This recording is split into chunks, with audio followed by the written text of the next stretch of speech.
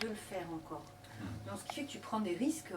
Oui, Mais moi j'aime bien ça parce oui, que oui, on se dit, c'est bon, ben, il faut être, il y va quand même quoi. Même si ça décale, tes mains décalent.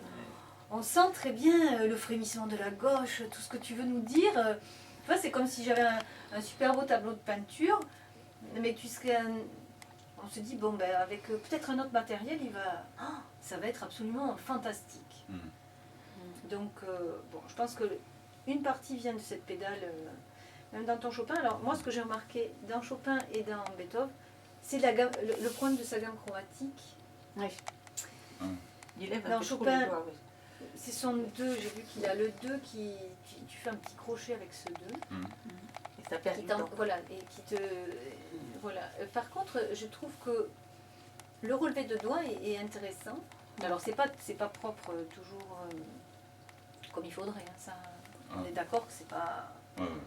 Je vois très très bien où tu veux aller et tout ça, donc pour moi... Mais il se lève trop. Pas forcément. Des fois, les mains, ce frémissement, ça passe. Je sais pas comment il fait pour que ça passe. Je ne sais pas. Mais franchement, on connaîtrait pas la partition, on dirait c'est top. Parce que il y a vraiment tout ce qu'il faut. Mais des fois, tu décales de plein de mesures, tu fais ton frémissement, puis hop, ça retombe avec ta main droite. T'es habile comme un singe. Hein. Mais alors, je pense que il y a plusieurs choses à travailler pour ces montées, et pour tous les passages lents, je trouve ça super. Franchement, j'ai rien à dire. L'élan global des pièces, c'est vraiment magnifique. Mais après, moi, je pense que tu dois travailler vraiment trait par trait.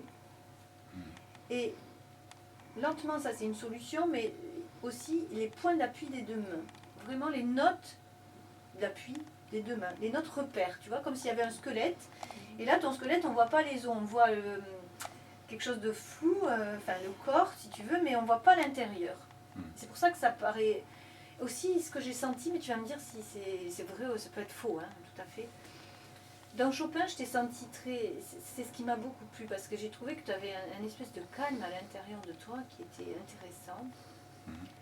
En même temps, ce qui est rare, je trouve, chez les pianistes, c'est la respiration. Et c'est que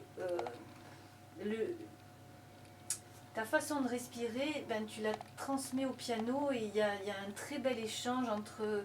Tu sais, je dis tout le temps à mes élèves, il faut manipuler l'air. Et ça, oui, il le fait très... Il joue dans l'espace. Ah oui, je m'entraîne tout le temps à faire ça. Ça, c'est vraiment très très bien réalisé. N'importe quoi, la guitare... oui, à n'importe quel instrument. De toute façon, tout est lié à un mouvement d'archer, ça va être pareil, un chanteur, ça va être la capacité corporelle à respirer, mais même dans la terminaison, la façon dont tu quittes le son, on entend bien la résonance, tout ça. Voilà, mais du coup j'ai perdu ce que je voulais dire. Oui, et c'est les passages rapides en fait oui, alors que dans Beethoven, c'est comme si j'avais un cheval de course, tu vois, et puis que le cheval il s'emballe, et puis à un moment t'es emballé par ce que tu fais toi-même. Enfin, je me suis senti. Et tu te contrôles pas. Voilà, alors il y a eu quelques traits. Et tu t'es contrôlé. Tu as lâché les rênes du voilà, cheval. tu as lâché les rênes, et après tu retournes, on sait pas, on se dit, il va se casser la figure, et non, jamais, on a la limite tout le temps en permanence, mais non.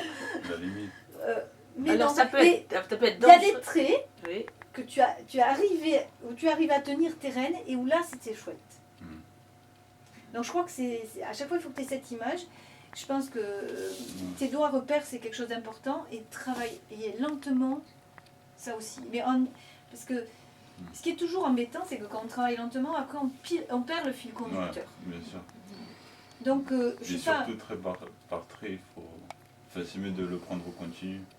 Là, je pense qu'il faut que tu travailles, il faut que tu gardes cette immense qualité que tu as de suivre d'un bout à l'autre, ça c'est magnifique. Mais après, il faut que tu isoles tes passages.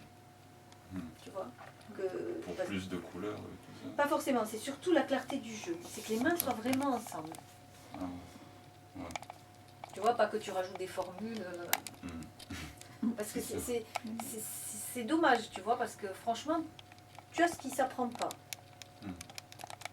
Donc après, il faut que tu te dises, même si ça t'ennuie, tu te dis, bon, là, tu attends